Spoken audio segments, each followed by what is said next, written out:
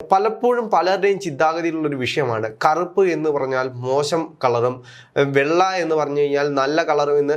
ഇപ്പം ഞാൻ പറയാം, ജനഗണമന എന്ന സിനിമയിൽ തന്നെ പൃഥ്വിരാജ് പറഞ്ഞു വയ്ക്കുന്ന ഒരു കാര്യമുണ്ട്. 1ാം ക്ലാസ്സിൽ പഠിക്കുന്ന കുട്ടികളെ പോലും പഠിപ്പിക്കുന്ന ഒരു കാര്യമുണ്ട്, ഫെയറും അഗ്ലിയും തമ്മിലുള്ള വ്യത്യാസം. അതായത് തന്നെ ഒരു കുട്ടി ജനിക്കുമ്പോൾ വിളിച്ച് ചോദിക്കുന്നതായിട്ടുണ്ട്, കുട്ടി എങ്ങനെയാണ്, കറുത്തിട്ടാണോ വെളുത്തിട്ടാണോ. ഇനിയിപ്പോ കാണാൻ ചെല്ലുമ്പോൾ തന്നെ പറയും കുട്ടിക്ക് അമ്മയുടെ കളർ കിട്ടിയിട്ടില്ല, അച്ഛന്റെ കളർ കിട്ടിയിട്ട്. അപ്പൊ അവര് പ്രതീക്ഷിക്കുന്ന കളർ എന്താണ്? കുട്ടിക്ക് എന്ത് സൗന്ദര്യമായിരിക്കും അവർ പ്രതീക്ഷിക്കുന്നത് കുട്ടിക്ക് വേണം. കേരളത്തെ പോലൊരു സംസ്ഥാനം നമ്മൾ എങ്ങനെയാണ് വന്നത് നമുക്ക് കൃത്യമായിട്ടറിയാം. നമുക്ക് നമ്മുടെ കേരളത്തിന്റെ തനത് കളർ എന്ന് പറയുന്നത് ഒരു ബ്ലാക്ക് ഷെയ്ഡാണ് വരുന്നത്. കേരളത്തിന്റെ ചരിത്രപരമായിട്ട് അങ്ങനെയാണ് വരുന്നത്.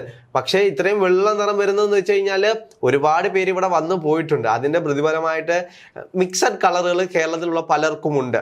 അപ്പം കളറ് എന്ന് പറയുന്നതല്ല യഥാർത്ഥത്തിൽ ഒരു സൗന്ദര്യത്തിന്റെ പ്രധാനപ്പെട്ട കാര്യം.